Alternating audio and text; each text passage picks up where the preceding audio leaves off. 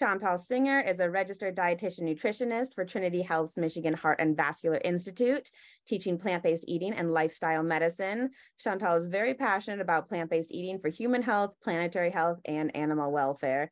Thank you so much for being here with us tonight, Chantal. We can't wait to see the delicious food that you demo, and we're all going to be jealous that we can't eat it for ourselves. But thanks again for showing us how to make it, and I will turn it over to you. Please take it away. Awesome. All right. Thank you everyone so much for being here. Got two, as Olivia said, delicious recipes, but they're also easy and nutritious and satisfying and filling. So everything we want to look for in our meals. The two recipes tonight are black bean burgers. It's got like a Southwest savory seasoning to it. And we're going to pair a zesty sauce with that, all the fixings. And then the next thing I'm going to make is a salad. It's a spinach, berry, quinoa salad with a citrus dressing. So it's super refreshing. And they actually pair pretty well together. So we're going to dive right into it. I will share some more tips at the end for making that transition to plant-based eating a little bit more easy and smooth. But first up, the food. So, of course, we're starting with black beans, being a black bean burger. And we were talking at the beginning a little bit about how there's tons of different recipes online for veggie burgers, and a few to note. So Dr. Greger, Forks Over Knives, have some really creative types of recipes that use nuts and beans and mushrooms that can make a really nice meaty texture. But we just have black beans today, keeping it really simple, but still nonetheless really tasty. And yeah, so this is a recipe that I make in cardiac rehab for patients. I've modified it a little bit, but it is heart healthy, of course. And I get a lot of really good feedback. So hopefully you may be inspired to try it as well, or any veggie burger for that matter. So first things first with the beans, they are black beans, yes. And these were canned, drained, but not rinsed. So we don't want to rinse them because that extra liquid is going to help bind the burgers together. Now I have a potato masher here, so you could use a fork if you wanted, but I'm going to go ahead and mash the beans.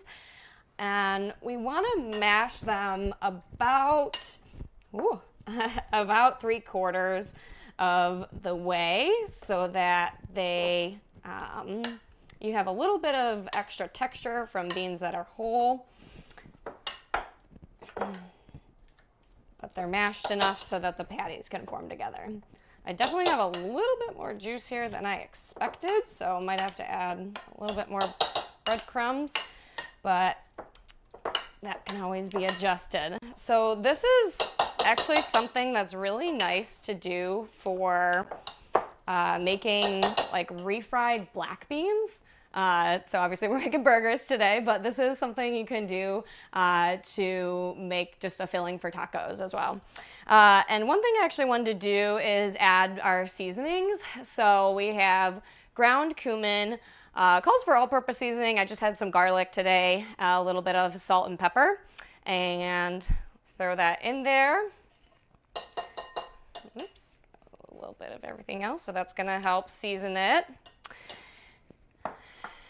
And fun fact about beans, I did some work for the Michigan Bean Commission last year, and I asked patients this all the time if they knew of it, because I did not know this with my entire life living in Michigan, but Michigan is the #2 producer of dried beans in the country, and we're like neck and neck with Nebraska for black beans.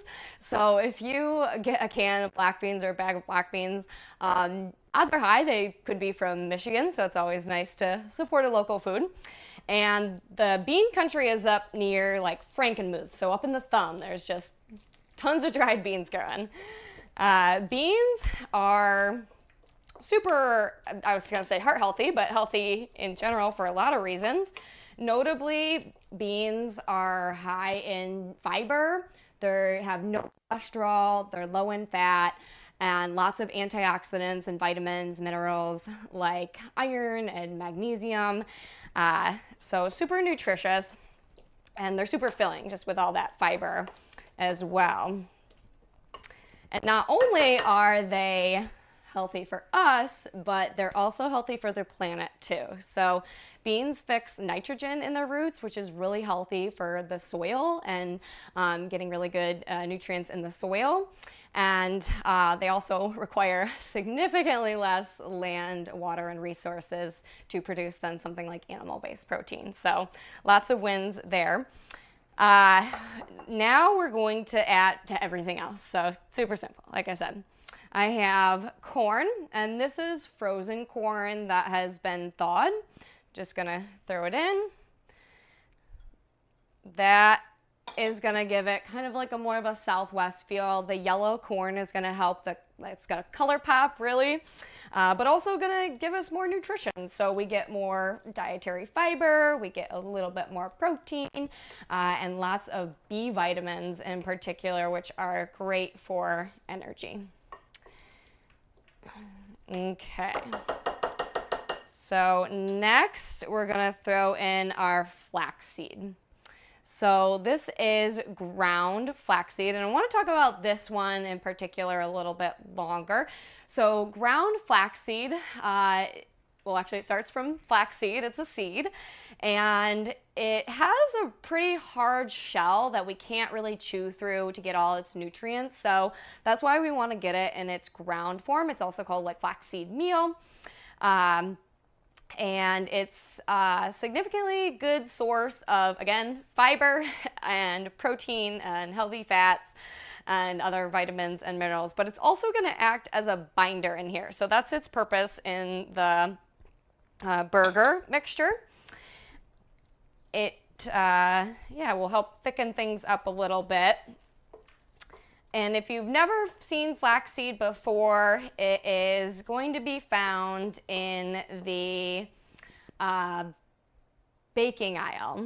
And Bob's Red Mill is a typical brand, but Kroger, Meyer might have their own store brand of it, but definitely look in the baking aisle for it. So yeah, really high source of particularly those omega-3 fats. So really helpful for fighting inflammation and controlling blood sugars and all that good stuff. All right, to be honest, this mixture is looking a little bit more liquidy than I want it to, so I might end up adding a little bit more flaxseed or breadcrumbs, but we'll see how it goes. So that's always something to adjust. If it was too dry, then you might want to just add a little bit of water. So next we have our breadcrumbs. Now, if you wanted to stick to more whole food plant-based, you could definitely use something like instant oats. That would work really well and add some good nutrition. So the breadcrumbs are going to be, like I said, a binder. We'll stir it up. And like I said, I might go grab a little bit more breadcrumbs, but it's doing okay. And then lastly, I almost forgot our onion. So just a small amount of onion, and it's chopped pretty finely because we don't want super big chunks, again, for the patties to bind well together.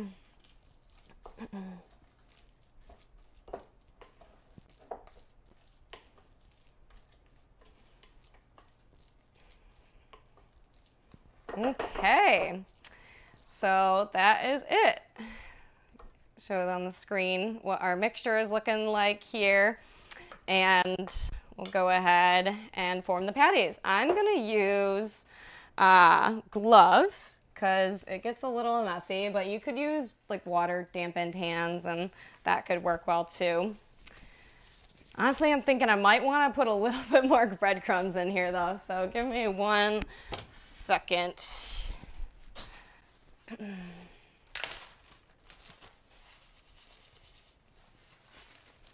Okay, hopefully that will do the trick. And I'm gonna also turn on our pan. So I have just a little cast iron skillet here. You could use a griddle or you could even use a grill too. Want that at medium-high heat. And I have a light amount of oil on there as well, just so that they don't stick. Okay. So I could just throw these right on the pan, actually. I'm going to take about a 1/3 cup to a 1/2 cup of the mixture. And, or I guess however big, you could do them sliders if you wanted. But they'll obviously cook a little bit quicker if they're smaller. So about a 1/2 inch thick is how I went. I don't know how I can see that, but pretty good looking burger, if you don't ask me already. Really excited to eat these. I'm just going to throw it right on the pan, even though it's not quite heated yet. That's okay.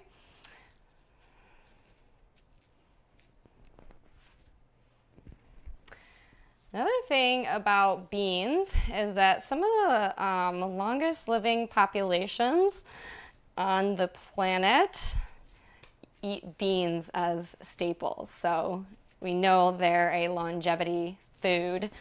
Now, if anybody has not heard of blue zones are geographical areas around the world where people they're the most centenarians. And so people living over 100 free of chronic disease. So researchers went into these areas to figure out what are they doing, how are they living so long, and they found a number of habits that people in these regions practiced nearly every day, no matter what part of the world they were from. So these 5 hot spots are Nicoya, Costa Rica, Okinawa, Japan, Sardinia, Italy, Icaria, Greece, and believe it or not, we have a blue zone in America. It is Loma Linda, California, but I will say that is based on the Seventh-day Adventist population there. So yeah, they've got a Power 9 wheel. There's a website, a book, lots of whole food plant-based recipes online. So definitely check that out if you haven't already. But yeah, there were these 9 habits that people followed every day, and notably for food is that these areas all relied on plants. They ate predominantly whole plant, or they do eat currently still predominantly whole plant foods. So beans are a big staple. Now, in Nicoya, Costa Rica, black beans were a staple. It's not past tense, but Okinawa, Japan, soybeans and tofu are the staples as beans. In Icaria, Greece, Italy, Mediterranean, and also California, it's more of garbanzo beans and lentils and white beans as the legume staples. So yeah, there's, like I said, the 9 other habits that relate to lifestyle medicine. And as Olivia mentioned, lifestyle medicine is something we teach in cardiac rehab as well. And so that relates to some other pillars, and I almost forgot about my burgers. These need like 4 to 5 minutes on each side, so I think we're probably doing okay. But yeah, where was I? So exercise, movement, people in blue zones tend to get like over 10,000 steps a day and get activity through activities of daily living. And right outlook is another pillar, or like stress management, having a positive outlook on life and having a sense of purpose as well is a big part of it. And then the plant slant, or of course, we talked about plant predominant diets, as well as wine at 5 was in Italy, just the Italy region, no more than 2 drinks a day for men, 1 drink a day for women, and all done socially. And it was a specific type of red wine, so not promoting drinking if you don't already, but if you do, then a glass of red wine will have a little bit more antioxidants. And then another pillar is just from the Okinawa region, and it is called the 80% rule. So they have a phrase that they say before meals called hara hachi bu, and don't quote me on the pronunciation of that because it might not be perfect, but basically this phrase is something they say to remind them to push the plate away when they're about 80% full. So it takes some time for our stomachs to tell our brains that we're full. So giving, eating kind of slowly and then pushing that plate away, giving time for those signals to catch up to our brain can help prevent some overeating. And slowing down just can help us enjoy the meal a little bit better. All right. Let's see. I think there might have been a couple other pillars I'm forgetting about. Social connection was a big part as well. So positive connections with family and friends, and having people around to uplift you and support you is really important. So yeah, check that out if you're interested. I love the Blue Zones. There's a lot of good info. They have a lot of good blog posts too on longevity and health. I'm going to put this away for now from the rest of those patties another time. Oh, one thing about this recipe is that these patties are freezable, which is awesome because you can make just a big batch of this and form them into patties, put them on parchment paper, or kind of layer them in a Tupperware container, throw it in the freezer, and then when you're in a pinch, need a quick meal, pull it out, pop it on the stove. You can also do these in the air fryer. I have not personally done them in the air fryer, but I've had patients who told me they did and they turned out pretty well. So you could try that, or even probably the oven too if you wanted them baked. Well, let's see how we're doing here. Oh, they're looking so good. Awesome. I was a little worried there. My mixture was a little liquidy, but now you know that for when you try these burgers at home, you can adjust, just add, a little bit more of those binders. I could have added more flaxseed or the instant oats too. So whatever you prefer. Okay, yum. Awesome. I'm so excited to eat these. Now, another thing I really want to talk about is dietary fiber, and particularly beans and digestion as well. So beans being high in fiber can cause some GI distress if we're not used to eating beans. So I read this past year, Fiber Fueled, okay, I show it on there, Fiber Fueled by Dr. Will Bulcevich. He is a board-certified gastroenterologist. He's got a whole gut health program. If anyone is in need of that, definitely recommend this book. But analogy, he says in this book, is when we go to the gym, if we're not used to working out, we're not going to go to that gym and lift 300 pounds or try to do more exercise than we can. Or if we do, we'll probably hurt ourselves, right? So same thing actually goes for food. Now, we have tons of gut bacteria that help us digest and process food. And there's different bacteria for different foods. So if we're not used to eating a certain food, then yeah, it's gonna hurt our stomachs if we eat too much of that at once. Woo! I got some furry friends here. Don't mind them.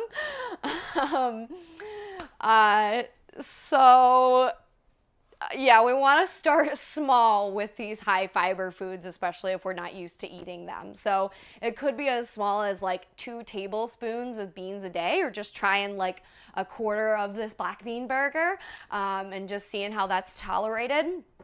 And then we can build up the amounts, just like we build up our strength at the gym to lift more weights. We build up our strength in the kitchen, in our guts, to be able to digest bigger quantities of these high fiber foods. Now, a few other tips for eating beans and helping improve digestion, because they get that bad rap of being the magical fruit, and that's not a bad thing. It's really good for our digestion. We want regular bowel movements. So a couple of things that can help if anybody has any issues with beans. A couple other things, I guess, is making beans from dried and soaking them overnight and putting a little bit of baking soda in there. Like 1/8 a teaspoon per pound is probably good enough. Guess we should probably check on these. Yeah, pretty good. I'll turn my heat down just a little bit as I'm talking. We'll plate them soon. I'll show you what it looks like. I should probably get going on my other recipe soon here too. But yes, so soaking beans, putting some baking soda in there can help. Pressure cooking beans can help. Chewing slowly and thoroughly. So believe it or not, when we eat fast, we can swallow air, and that alone can cause some gas. One thing to note too is that some gas is normal. So if it's not, an excessive amount, then that's okay. But drinking a lot of water is really important as we're increasing fiber. So that just keeps things moving. And this wouldn't be my first recommendation, but it's not an issue to use things like Gas-X or Beano. It's an enzyme that helps to break down the nutrients in beans to help them more easily be digested. So hopefully that is helpful for some people in taking that journey to eat more beans. And yeah, I think our burgers are ready. So let's go ahead and serve them up. I'm really excited to show you all. I just got these Ezekiel 49 is the brand, and they're hamburger buns. So I did have to go to Whole Foods for these. Ezekiel 49 does have bread. They have English muffins. They have tortillas. They have corn tortillas. They are just the most wholesome bread brand you can find, and it's low sodium for anybody watching their blood pressure. There's no preservatives, and they are a sprouted whole grain, so super nutritious. And I'm gonna be honest, I have not tried the buns yet. We usually use just the bread or the English muffins because can more easily find those at typical stores. I had to make a trip to Whole Foods for this, but one thing about this brand is that because there's no preservatives, it will mold quicker. So we keep our stuff in the freezer or in the fridge, but best bet would be the freezer if you don't have a big family. Of course, if you have a big family, you might use the whole pack in one night. But that's what we're using for our bun. You could also do like a lettuce wrap or just put these burgers on top of a salad. I'll go ahead and turn my heat off because I think we're good there. And we're gonna plate it up. And I told you guys I have all the fixings, of course, but you don't need it. I mean, you really just put it on a bun and call it a day. So which one? We'll take this one, put it on there, and I'll show, maybe Marshall can put the screen on there. So there's our burger. I don't know if I can put it up a little bit closer. You can see some, no grill marks, but it's a little darker in color there. And oops, I almost forgot the zesty sauce. So zesty sauce is super simple. It's ketchup, Dijon mustard, and fresh prepared horseradish. So I'm just gonna mix these two. The horseradish is of course giving it that zestiness, and we'll get a little bit of an orangish color here once it's all mixed. And if you don't like horseradish, you don't like that zippiness, definitely leave that out. You don't even really need the sauce if you don't like the condiments, that's okay too.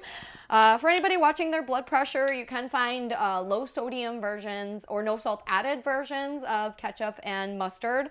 I find more success online or at kind of specialty stores for those, although Fresh Thyme, if anybody goes to Fresh Thyme, they have a really good 50% lower salt and sugar ketchup, and you can't even tell the difference between a regular one, so definitely like that brand. But we'll go ahead and add some of the sauce here. And then toppings, I have lettuce, tomato, red onion, and a couple pickles. Look at that. And let's see if I can, how this looks. Yum! That's our burger. So plant-based, veggie-filled, super delicious, pretty quick and easy. Obviously I was talking more, but if I wasn't talking, this would have been even quicker. I did have a couple things pre-prepared, but it's just like a really small pound of onion that you chop, so not a ton of work here. And I'm really excited to eat that. So let's get started. Let's switch gears to the salad. I'll put this over here for now. I do want to save time for the Q&A. Got lots of resources here too.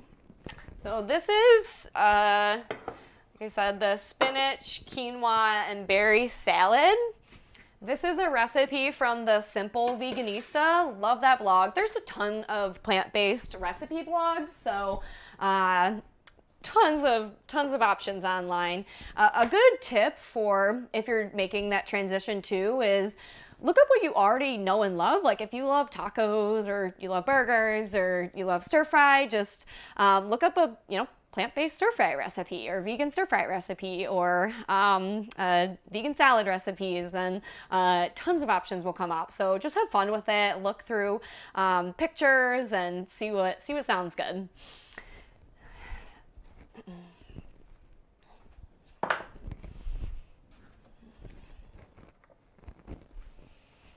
Getting all my ingredients here. Like I said, we're going to be making a citrus dressing. Super refreshing, good for summer. Okay, so starting with spinach. You can start with any dark leafy green. I love spinach because there's no prep required. It's usually already washed, ready to go. And tip though for preserving leafy greens. This is like one of my favorite hacks for food preservation. Using paper towel, layering it in a spinach box or a bag or any other leafy green like lettuce, wrapping it in paper towel. I've actually heard you can do this with foil too. I use paper towel, but I did use foil once at work with romaine lettuce and that worked. So what happens is the paper towel will absorb the moisture, excess moisture, so that the greens don't wilt and they stay fresher longer. And you can take out that paper towel and replenish it with a new one, and the greens will last even longer. So we have had a box of like the Costco spinach last us, I think, 2 weeks, Marshall, and that's pretty good for leafy green. So yeah, any leafy green could work, but spinach is what we're using today. And then I mentioned we have quinoa. So quinoa is botanically a seed, but we call it a whole grain because it cooks like a whole grain and it acts like a whole grain. Or it cooks like a whole grain and it's nutritionally like a whole grain. So it's full of fiber and protein. Whole grains are really, really effective at lowering cholesterol, controlling blood sugars, keeping us fuller longer because of that fiber and protein. Quinoa is really high in protein and yeah, super filling. So one tip for cooking quinoa, which I think she actually says in the blog, because most bags of quinoa will say they'll say 1 cup of quinoa to 2 cups of water. So you just boil the water, add the quinoa, let it simmer for about 15 minutes. Now, I always do just a little bit shy of the water they call for in the bag. So they'll call for 2 cups and I do, and what the blog says too, is 1 3/4 cups of water. That just helps to make a little bit more fluffy of a quinoa and doesn't make it from sticking together so much. Even mine is sticking together a little bit. Crush it up a little bit. So we'll throw that in there. And then another thing we like to do is we like to like turn the heat off and then let it steam for a couple extra minutes. It's another good trick. Quinoa too, it requires a mesh strainer to rinse it before cooking it. That gets off a little bit of a bitter taste, so really important if it's not already pre-rinsed. If you go to Costco, they have pre-rinsed quinoa, which makes things really convenient and nice. But one thing about the quinoa, obviously for the salad, is that it's cold, and so you want to let it cool, or if you take that mesh strainer, put the quinoa in there and run cold water over it, then that will cool it down even quicker if you're in a time pinch. So some things I'm going to layer on top of the salad for presentation, but we'll throw our almonds in there. So these are just chopped almonds. Excellent source of healthy fats and fiber and plant protein and lots of vitamins and minerals, notably vitamin E and calcium. Oh, that's another thing about dark leafy greens is that they're also a good source of calcium. Some people might be surprised to learn that 1 cup of collard greens, the real dark leafy green, not that spinach isn't, but 1 cup of collard greens has just as much calcium as 1 cup of cow's milk. So the dairy industry does a really good job at marketing and making us believe that dairy is the only source of calcium, and this could not be more of a myth. We can get calcium from so many other sources, but particularly dark leafy greens, beans, nuts, and seeds. So greens, beans, nuts, and seeds. That's how I remember sources of calcium, but also oranges and chia seeds. I already mentioned seeds, I guess, but lots of other sources. Or fortified plant milks if you wanted to go for like a soy milk or almond milk. Now, I am throwing some extra seeds in there. So I've been really loving what Dr. Will Bolsevich calls super seeds. They have so much powerhouse of nutrition. We've got hemp seeds here, hemp heart seeds, and pumpkin seeds. So these were not in the recipe, but I want them in our salad. So we're gonna throw them in, and then we'll make our dressing. So the dressing is orange juice. This is fresh squeezed orange juice. Really, really simple, really simple. I have maple syrup, so a little bit of sweetness, a little bit of natural sweetener in there. Dipper added sugars, if anybody's curious. World Health Organization, American Heart Association's recommendations are saying less than 25 grams of added sugar per day. So that equals about 6 teaspoons of any given sweetener. So yeah, that was just a couple teaspoons we added there. I'm gonna put some vinegar in there. So vinegar is gonna give us a nice little tang, but vinegar is also really effective at controlling blood sugars. So just a tablespoon per day. I do not recommend drinking it straight. Please don't burn your mouth. But you can put a teaspoon in a cup of water and drink that before a meal. That can be effective. Or you can just enjoy vinegar in salads or other vegetables or stir fries. So apple cider vinegar, any vinegar will work for that purpose, but apple cider vinegar has a nice tang to it, so that's in the recipe. And then lastly, I have Dijon mustard. That's going to give it a little bit of a savory touch to it. We'll mix that up, make sure the mustard is just kind of well combined there, and then we'll dress the salad. So I'm going to toss it, and like I said, we're going to add our berries and avocado after. Let's dress it up. So you saw how easy that was? That's a homemade dressing in minutes. There's like no prep required. You just mix a couple things together. There's so many different salad dressing recipes online too that are super tasty and really easy to put together. And you could do a mason jar full and just kind of keep it for the week if you wanted for other salads. But let's see how we're doing on time. Okay, let's go ahead and mix it up. So we just want to make sure the dressing is well coated.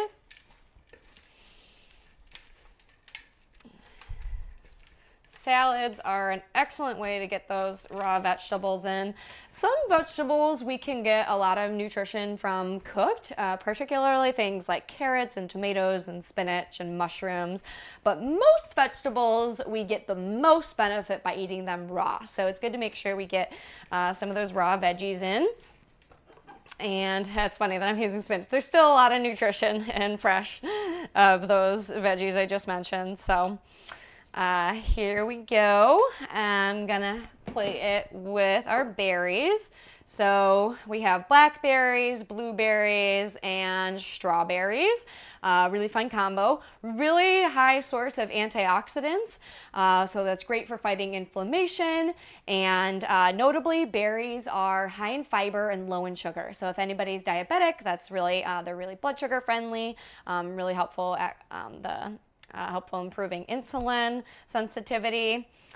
and they taste great too. So berries are some of my favorite fruits. And I think we're in season right now. There are some berries starting to grow near rivers and more country areas.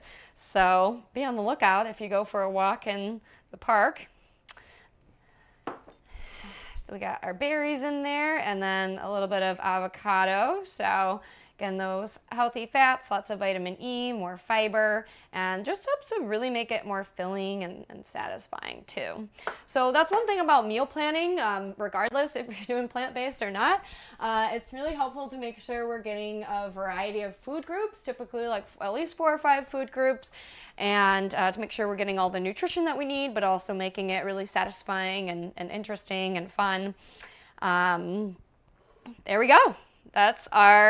There's our salad. How good does that look? Let's put our burger with the salad. Probably use a smaller plate here, but all right. You want to show it one more time, Marsha? There's our burger, black bean burger, and our salad. Spinach berry quinoa salad. So that's it. I really can't wait to eat these, but I'm excited to answer all of your questions. I did want to share a couple of resources. I'm just going to touch on briefly because I'm going to have Olivia post the PDF of these resources. So these are from, I mentioned, the American College of Lifestyle Medicine. They do have a certification program for lifestyle medicine for health practitioners. So if anybody is a health practitioner listening, check their website out. A lot of good resources. But this one that I'm chatting about is called the Whole Food Plant-Based Plate. It's very similar to the Vegan My Plate.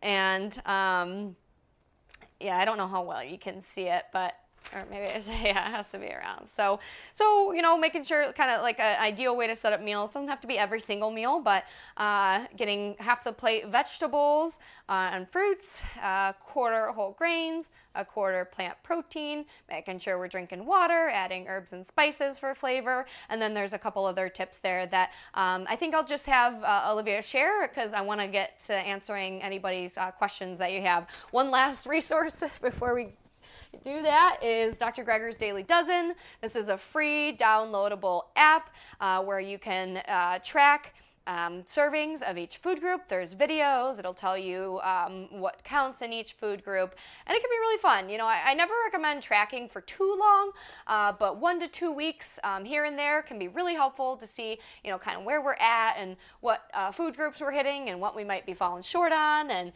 get some inspiration for ideas for eating more of those plants. So again, thank you so much for being here. I hope this was inspiring to eat more plant-based foods. I do want to say before questions get started is, and Olivia was kind of alluding to this at the beginning, but never really recommend a black and white approach, like all or nothing. It doesn't always work. For some people it does, so if it works, it works. But for most people, making those small, gradual changes is the best way to go about it. So just think about what plant-based foods can you add to meals or add to snacks, or maybe just try 1 or 2 plant-based recipes a week and go from there. That can be a great place to start.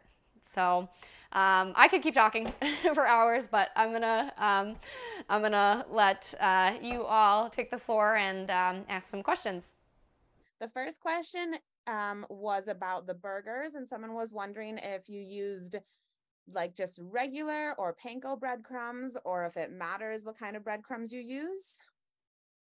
Great question. I use panko breadcrumbs. Does not matter which kind you use. I had some trouble, I will say, for making this in clinic. I had a lot of trouble. I went to like 3 stores trying to find whole wheat breadcrumbs. So I think I have used the instant oats before, but I have found the whole wheat breadcrumbs online, so you can always get those shipped to your house. Or like I said, just use more of the instant oats. Cool. Sounds good.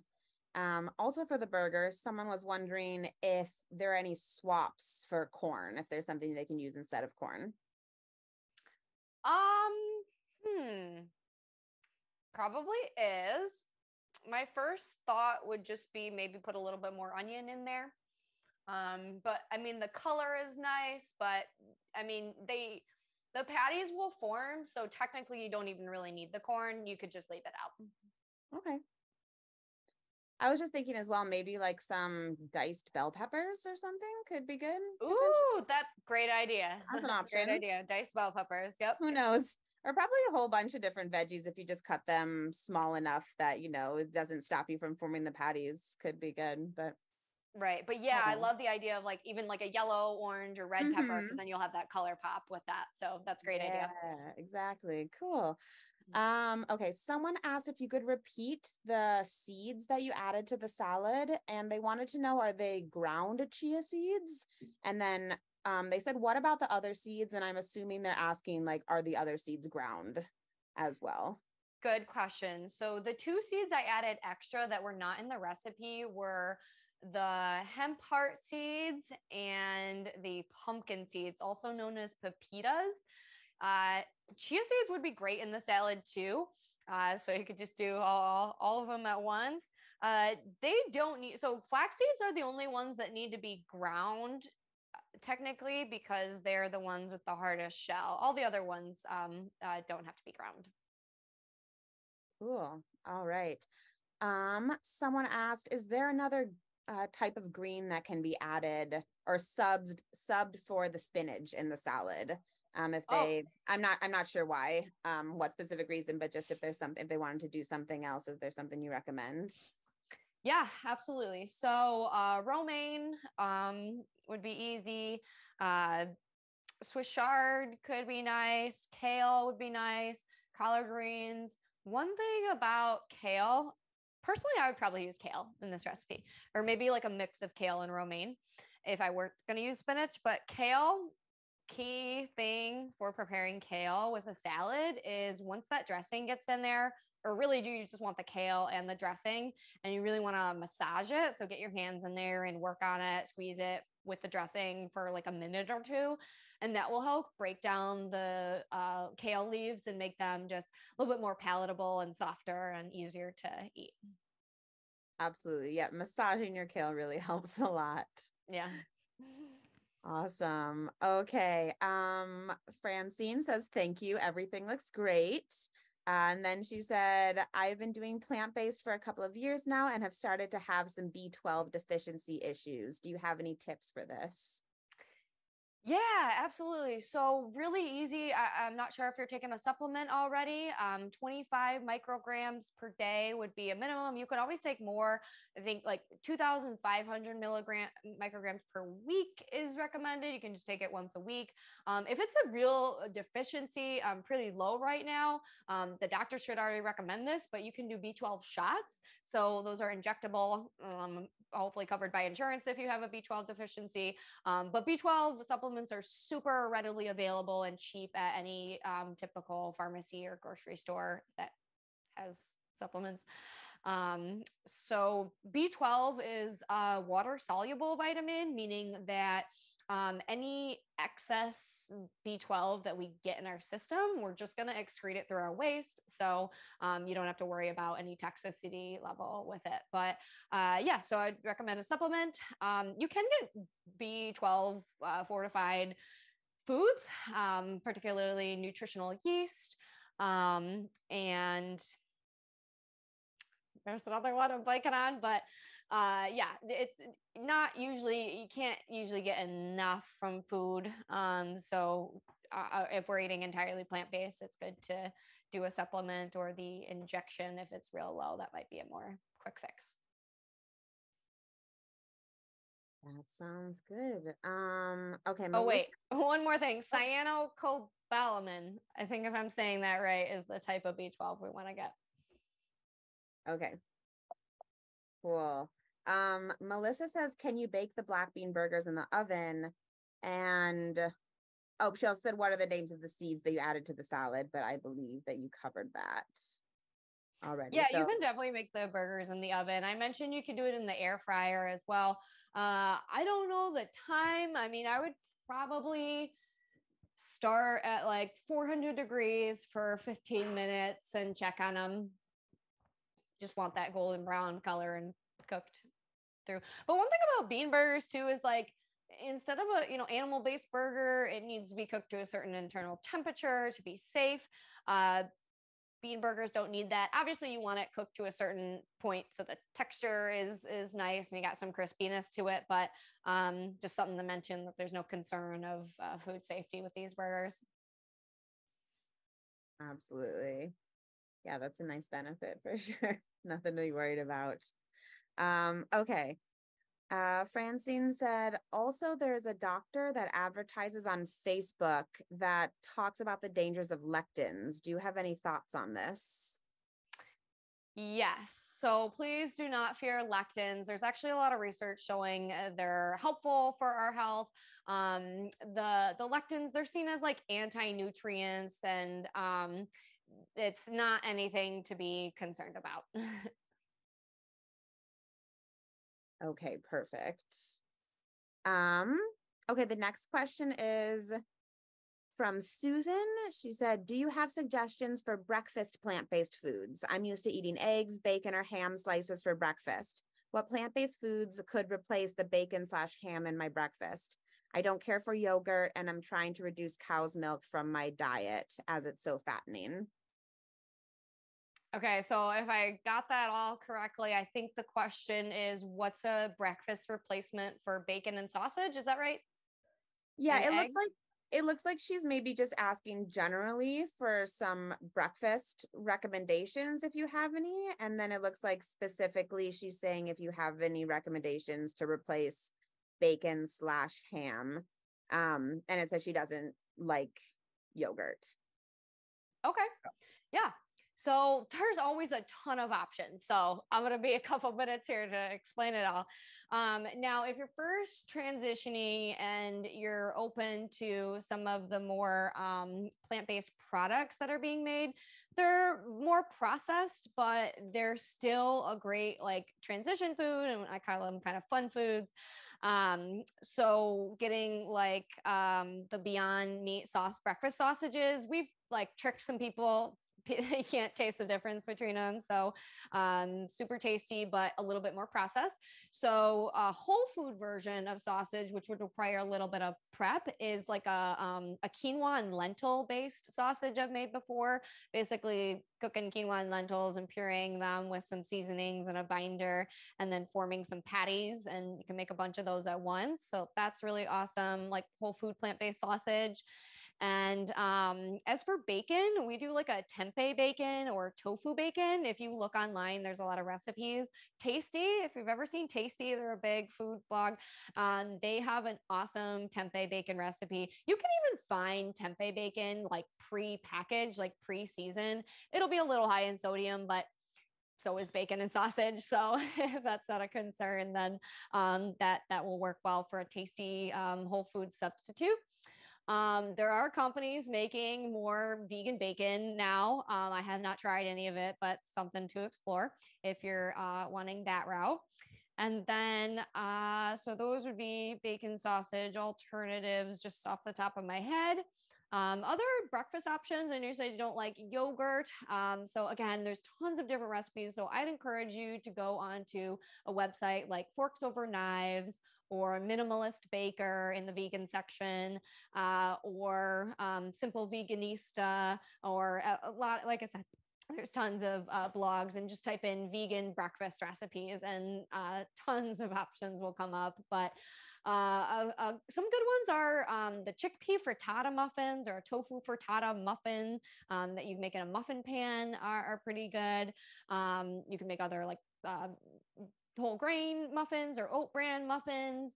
Smoothies. I love smoothies. I do smoothies all the time because they're so quick and easy. And I use a lot of like nuts and seeds and soy milk or almond milk and fruit in there. I've even put cocoa powder and vanilla extract in my smoothies for extra flavor, but also tofu scramble is an excellent replacement for eggs. So look up a recipe for a tofu scramble. A key for that is black salt. Black salt, I do have an example of it. It's a more specialty ingredient. I got it offline, but Marshall, if you could show them here. So this is, I don't know how well you can see it, but black salt. You just find it at either a specialty store or online. It does have like a eggy type of taste. And other breakfast ideas, oatmeal, other types of porridge would be, or overnight oats is really quick and easy. Again, mixing the food groups. So having oats and maybe nuts and seeds and fruit, or soy milk or something. Let's see, quinoa. I've had chocolate quinoa as like a breakfast porridge. That was really good.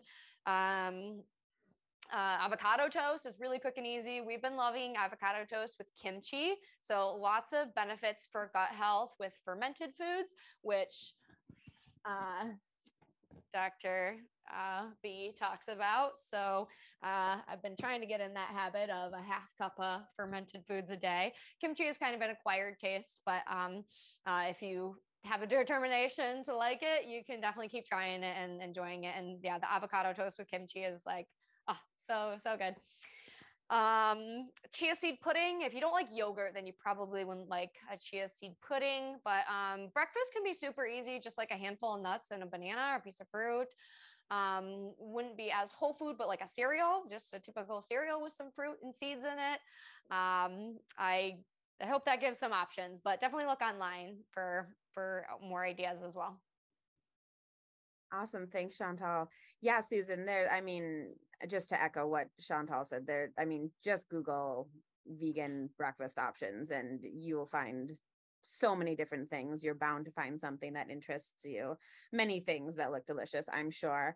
Additionally, if you do sign up for our 30-day pledge program, we have a couple of options that can be used for breakfast there. They are more processed options, but one of them is the Beyond Meat breakfast sausages that Chantal mentioned. We have those available. So if you want to do something like a tofu scramble, that could be a great side for that. We also have the Just Egg, the folded egg. So I want to say that they come too. in like little rectangular egg patties. I get these for myself all the time.